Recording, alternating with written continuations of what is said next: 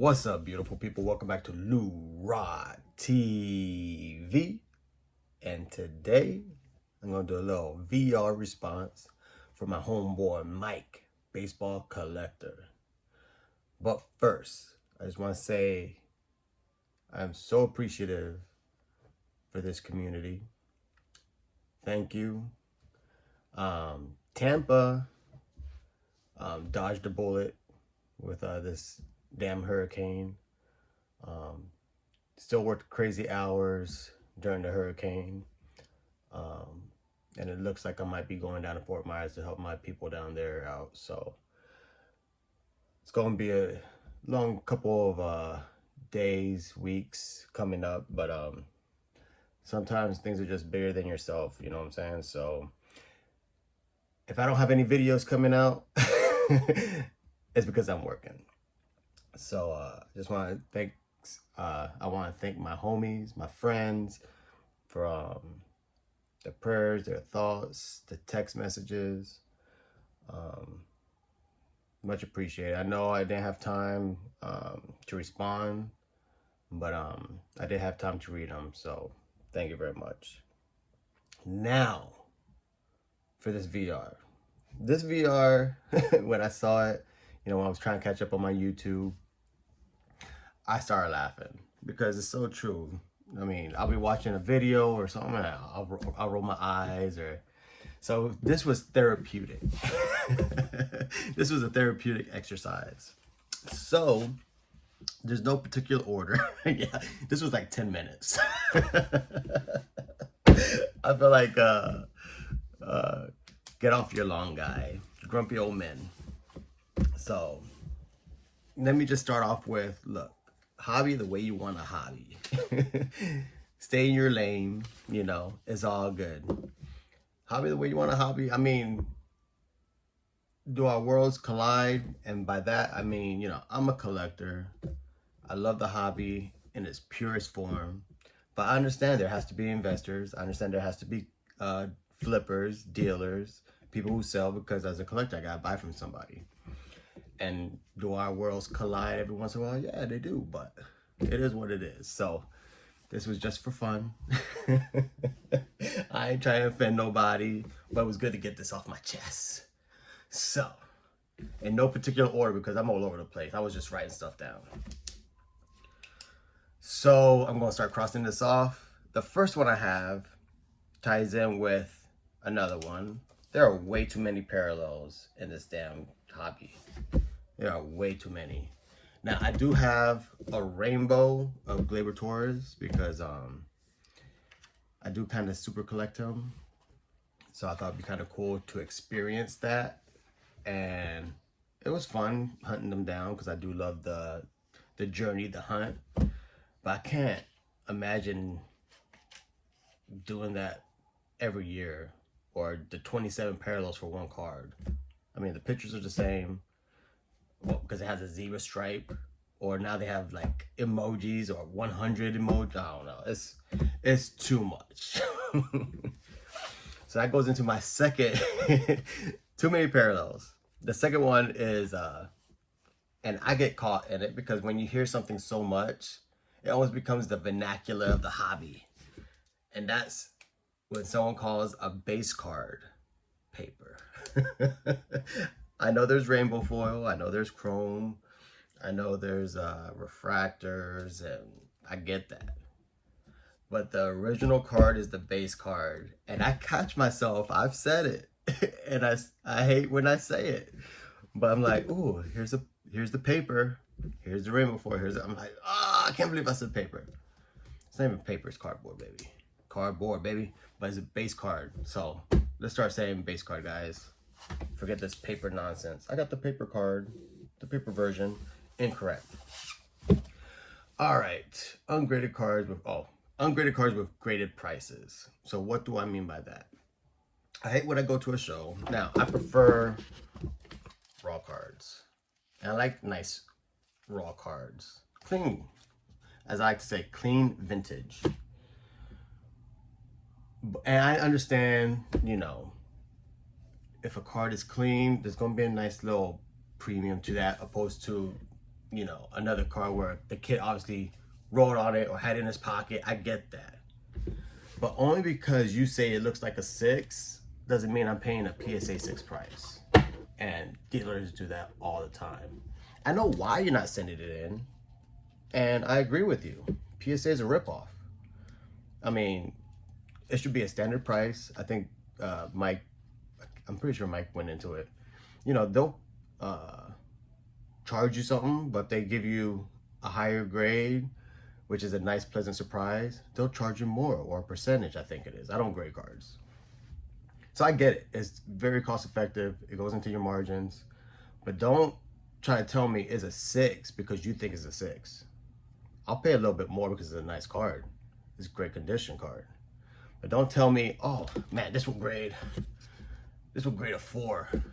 So let's do the PSA 4 price. No, homie, it's a raw card. Let's start off with the raw comps. And again, I'm saying raw, which is Mangini's. It's part of the vernacular, homie. Ungraded card. It's an ungraded card. So let's pay an ungraded price. I'll be a fair price, but I'm not paying a graded price for ungraded card. That was pet peeve number 3. Oh, I hate this one. Manufactured patches. Oh. It's like, come on, man. You're a $1 billion industry. You can't buy a couple jerseys that were game worn. Shoot, even player worn. But I mean, now you're just going to make stuff up. You're just going to make stuff up and put it in a card and then call it a hit. I don't need to elaborate on that. That sucks. Manufactured patches. Hate them. All right. Breakers were people who rip cards and it's not gonna... Oh. So, I love baseball cards. So, I watch all kinds of baseball content. It's just the nature of the beast. It's in my time, in my feed. If it looks interesting, I'll watch it. Especially if it's like a high-end product that I obviously can't afford because I don't want to risk it. I'd rather just buy the card I want and do that. But it drives me crazy, you know. They're going through these cards and they hit a big card. They're like, oh, this card is great. And then immediately start cussing it up because they're like, this is going Gem 10. This ain't gonna be a Gem 10. It's off-centered. Oh man, the surface is scratched. Oh man, this is... It's like, bro, enjoy the card. Enjoy the moment.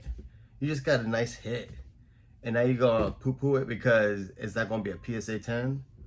I mean, enjoy the card, man. The card could be perfect and could come back at 8. We've seen it. Golly. That kind of, let me see if I can find my other one because that kind of goes into my other thing about breakers. Breakers who wear gloves when ripping cards. I hate it. Why do breakers do that? I mean, it's like, you ain't prepping for surgery, homie. Like, why are you breaking? Like, this is even more so the old school part of me.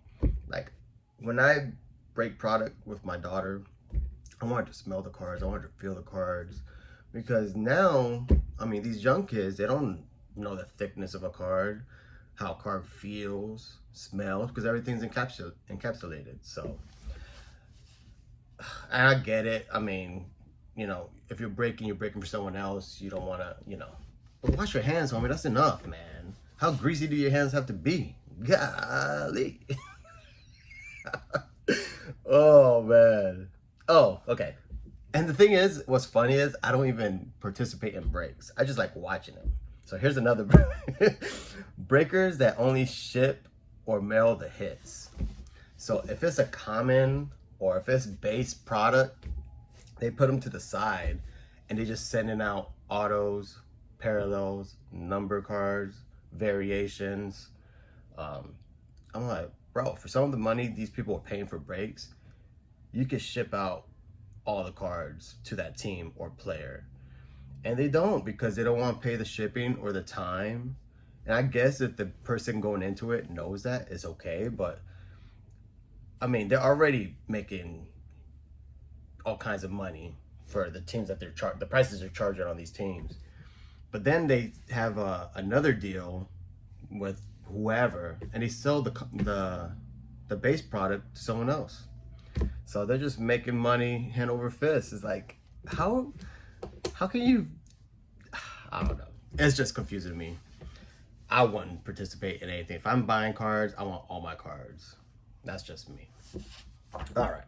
So breakers that only ship the hits out.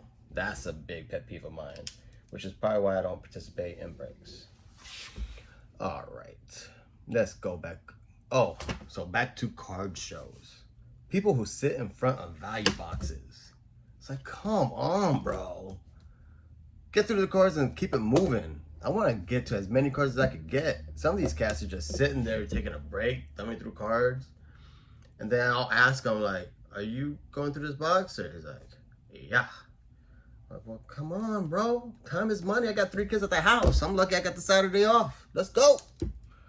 But yeah, people who just camp out in front of value boxes. So if you're a dealer, don't bring no chairs to your table for that purpose. I know there's set builders out there, but come on, man. These cats just usually sit there. That drove me crazy at the National, because I'm like, all right, I'll be back. And I'll do a loop an hour later. These cats are still in front of the damn value box. Drive me bananas. All right, next. Graded cards. This card is the nice off. Okay. So for all you graded people, baseball collector, I don't know. Baseball collector is always, he's the face. When you look up PSA collectors, he's the name that pops up. Oh, my boy Bart. But you guys don't really sell. But I'm talking about the cats who sell their graded cards. And you pay a premium. You pay people, a third party, to grade your card. Cool. We got a nice little starting point for negotiations. This card is a 5. All right, cool. Let's look up comps. No, whoa. It's a PSA 5, but isn't this the nicest PSA 5 you ever seen? Look at the centering. Look at the color that pops. I'm like, bro, it's a PSA 5. That's not crazy. I'm not paying a PSA 7 price for a PSA 5. It's like the whole, it's like the damn Mike Baker situation. Come on, eye appeal. I get eye appeal. But if you want to go that route, crack it again and see what they give you again. But if it's a 5, we're starting at PSA 5 prices. I'm not going much higher than that. It's not like unless it's a super rare card, which I'm not in the market for. That's Rick Vintage Eyeball and my boy Mangini's territory. But that drives me crazy. You pay all this money to get it graded, and you don't like the grade, so you were like, it's too nice to be a 5. It's too nice to be a 5. So let's start off $100 higher. Nah, homie. It's a PSA 5. Let's start there. All right, man. I got a lot of gripes. Golly. I'm at 13 minutes. Hope you guys are still watching. Oh, dang. Card videos that don't show cards. Oh, hate that. I'm like, we're talking 20 minutes. We're not even showing no cards. All right, let's do that. I don't want to be a hypocrite. Nice little 52 Topps DiMaggio. Little Dick Allen or Richie Allen Deco Edge. Oh, my boy Elston Howard. Boom. These are just cards on my table. Nice little 62 Gil Hodges. Ooh, 59 Larry Doby. See, I always got dope cards around me, man. Gotta surround yourself with cardboard, bro. Love it. Ooh, a nice little 61 Matthews. Boom. Love that card. Ooh, Lou Rock with his Lou Brock auto. Look at that. Sick. Ooh, the GOAT. Harold Baines. Little auto right there. Shout out to my boy Scott Mad. Again, Scott Mad hooked me up with the Hawk auto. 83 Topps. And these were given to me by George Diamond Yard. Nice little 62. Garrett and Ruth. I got more. I just don't want to take up too much time. Nice little Garrett. Look at that. Love my baseball cards. All right. So that's one. Another pet peeve of mine. Card videos that don't show cards. Oh, here's another one. I've missed the days of ripping packs and there's 15 cards in a pack or 20 cards in a pack, and that was the normal pack. You know, you buy a box, a retail box, there's 36 packs in there with 15 cards apiece. Now you buy a blaster box and there's a Topps Chrome and there's 4 cards in a pack. 4 cards in a pack. How can you call it a pack with 4 cards? Some of them have 3. If there's a hit, they're like, oh, if there's a hit in the pack, there might be less cards in the pack. So you're essentially paying $40 for a blaster box, and you're getting essentially what, 20 cards in a decent blaster. I gotta watch my mouth. I almost cussed. Come on, man. 3 cards in the pack, 4 cards in the pack. I think Onyx had like 2, 3 cards. And then like these super high-end products, like Definitive or I don't know. I don't buy the stuff. Triple threads. It's like you buying the box and there's 3 cards in there. Oh God. It's a rich man's hobby, man. All right. Oh, here's something about just sports in general. For instance, if I go to a baseball game, say Yankees versus the Rays, those are my 2 teams, Rays versus Yankees, and some knucklehead's wearing a Boston Red Sox jersey or a Dodger jersey, I'm like, bro, I get your fandom. But just if you don't have a jersey or you don't have a dog in the fight, just wear normal clothes. I hate it. I just hate it.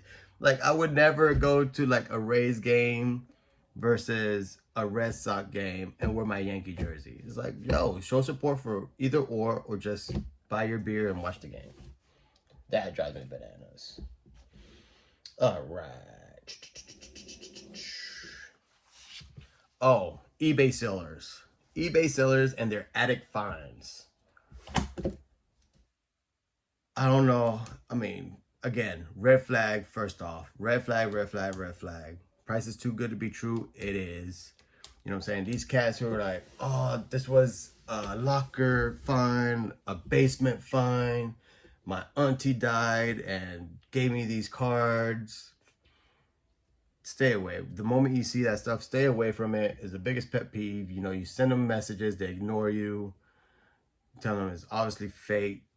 And then they put in the description so they're covered. You know, since I don't know anything about baseball cards, this was just a find. I'm going to sell them as reprints. But they look good to me. Well, you just told me you know nothing about cards. And then you'll see like these Garricks and these Babe Ruths. And they're hundreds of dollars. I don't know. eBay sellers and their addict fines drive me bananas. Ugh. Scotch tape on top loaders. Enough said. Stop doing it. Scotch tape and top loaders. I gotta pick up the pace. Good Lord. Oh man, I did this. It drove me bananas. In one of my giveaways, I think it was 2 years ago, probably my first one. I had a nice little ultimate lineup with rookie cards, and I was seeing some dope baseball cards. And I'm seeing baseball cards in top loaders with no penny sleeve. A baseball card and a top loader and no penny sleeve is my biggest, I think, my biggest pet peeve. It drives me crazy. I'd rather have the card with no top loader. I mean, the corners are going to get jagged, bro. They're going to be moving. It's going to mess up the surface. Put it in a, if you don't like the penny sleeves, because I get that argument too, you know, sometimes it catches and snags. Do a damn rigid. But seeing a baseball card, that's why I'm pretty sure it was my first giveaway. I saw it so often that I did a second giveaway. I mean, a second prize, because I usually do a winner take all. And I gave away supplies. Because I always have supplies. You gotta. Oh my gosh. But baseball cards and top loaders with no penny sleeve. Oh, the humanity. All right. And this goes to another one when people are ripping cards or packs and they get the rookie card they want of their player on their team, or you know, just the hot new young stud in the game, and then they're like, man, I wish it was color, man, I wish there was a numbered parallel. It's like, bro, base rookie cards are the foundation of the hobby. They're one of the pillars. I'm not saying the foundation, John Mangini, but it's one of the pillars.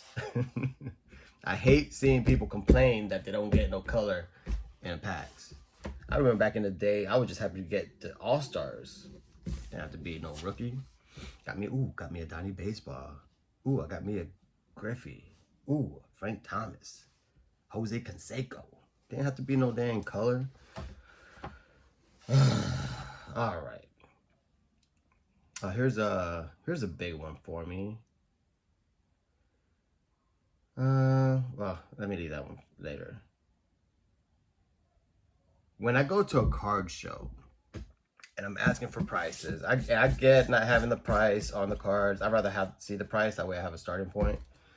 But I get it. I mean, the prices the last 2-3 years have been so high, so fast. It fluctuates a lot. So I get it. They want to get their comps. Is their money. I'm there. I'm not going to tell you how to run your business. But when I know what the comps are, I know what this card is selling for, I do not want to hear dealers say, but I got this much in it. Well, dang, homie, that's your bad. Don't put it out. If you want to hold on to it for your investment, then hold on to it. Don't put it on the table, bro. Don't tell me that, well, I know comps are saying it's $100, but I got $150, so I got to get at least $150. Okay, you might need $150, but I'm paying $100. So, gotta keep it moving. Because this card ain't, that card ain't that rare where I'm not gonna find it 2 tables down. You're bad, your fault. Oh, that phrase drives me crazy. I got this much in it. Oh, shit, I don't care, man. What, you think when I sell my car? Bro, I got this much money into my car, man. And if I sell this car, I gotta get what I put into it. That doesn't work. It does not work. What does the market say? What do your comps say? Not having many. Oh. Well, my pet peeves: not having money to buy the cars I want. That's just a personal. But you gotta be smart about it, man. Don't overextend yourself. I hate not having money for the cars I want. All right. I don't know if that's a pet peeve, but oh my God. Jersey cards, just a normal swatch, like a little napkin piece, but people calling it a patch. I guess technically they're not wrong. It's just like a patch of clothing, I guess you could say that, but it drives me bananas when I see a napkin piece in a rip or people showing their cards. It's like, man, look at this sick patch. Oh, I got a patch card. No, you don't. It's a Jersey relic at best. Or a swatch or something. I don't know. Don't call it a patch. But that's just me. A Jersey piece being called, a Jersey napkin being called a patch. That drives me up the wall. I miss the days of just one rookie card. Just one rookie card. I got a box of Judges, Gleyber Torres, Derek Jeter, and I must have 100 rookie cards of each one. I just wish there was one, like Ricky Henderson or Orlando Cepeda, Clemente. There's one rookie card. I miss those days. It was a simpler time. I hate seeing, because I don't know, this is just the old head of me. These young cats, you know, these social influencers dropping big money. And they're the flippers and the investor types. But they're dropping money on like the Trevor Lawrences, the Fernando Tatises, the dang, who's hot right now? Joe Burrow. I'm sure Kenny Pickett's going to be hot now. And they're dropping thousands and thousands. I just saw one. He dropped $10,000 on a football quarterback. I forgot who it was. Probably Burrow or Herbert, Justin Herbert. And all I could think of is like, 10 G's, why don't you get a worldwide gum DiMaggio? No, you know, low grade, but still. Or a dang, a DeLong. Of course, these will be low grade. But golly, 10 G's on a kid who hasn't proven nothing. I mean, Pat Mahomes is old school now. At least he's done something. He's gone to the championship and won. These cats are dropping serious cash. I'm like, you ain't going, bro. You don't want a 49 Larry Doby, or a Jackie. So come on, bro. 10 G's could get you some dope ass cardboard. That's just a pet peeve of mine. All right, I think I'm down to my last one. I wanted to leave this one for last, and I think I did it. All right, this to all my YouTubers, my hobby people. The phrase hobby burnout. I don't get that. I don't get that phrase. I don't get that, because this is a hobby. This is an outlet. This is to get stuff off your chest. You know, this is a time to relax. So when I hear her hobby burnout, I think you're confusing it with all the drama around it. Keeping it with the Joneses is what I think people are tired of, you know? I've watched, there's a lot of great YouTube channels that I see. They drop a video once a month. I'm cool with that. Do it at your pace. You don't have to drop it. You don't have to drop 2-3 videos every week. And I see people try to keep up with that. They're buying product they don't want to buy. They're buying retail, getting burned on it. They're buying, you know, the Fairfield boxes because that's what they can afford, and they're just buying it and not hitting anything. I get it. That will cause you to be like, look negative onto the hobby. But if you just collect what you want to collect, do it at your own pace, do it in your, as my homeboy Pepino would say, at your wage. You know what I'm saying? I don't see how you get burned out. I mean, if we had the ability to get whatever car we wanted, you know, film we want to film, how can you be burned out with it? You won't. What you're burned out is about the drama on YouTube, or the drama about what the fanatics and the PSAs are doing to the little man and women, the collectors, how that comes down, it trickles down. You know what I'm saying? You know what that saying with stuff that rolls downhill. That's what you're tired of, not the hobby.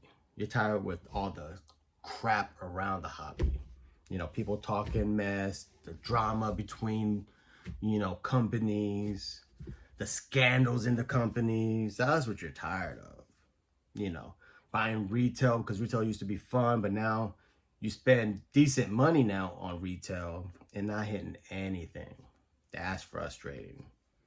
But I mean, you can spend your hobby dollars on something else. Hit the flea markets, hit the yard sales. At least you'll find something you want instead of gambling it on something else. So hobby burnout, I've never really gotten that term. You know, I get, you know, people putting videos out, and then I see them slowing down, and then the next video is like, I'm taking a break from YouTube. Take your break, bro. Go at your own pace. But hobby burnout, I mean, to me, I don't want to be like, if you're a true collector, you can't get burned out. This is a hobby. The moment it starts becoming work, maybe that's the issue. You gotta reevaluate, because this ain't work. This is fun. Outlet. I need this hobby. I need collecting, because what I do for real, the real world life, that could be stressful. This is for fun. And I'm at 29 minutes. I showed like 10 cards. It's like crazy. So this was therapeutic. And with that, peace out. Go Yankees. Good Lord, it's a long video.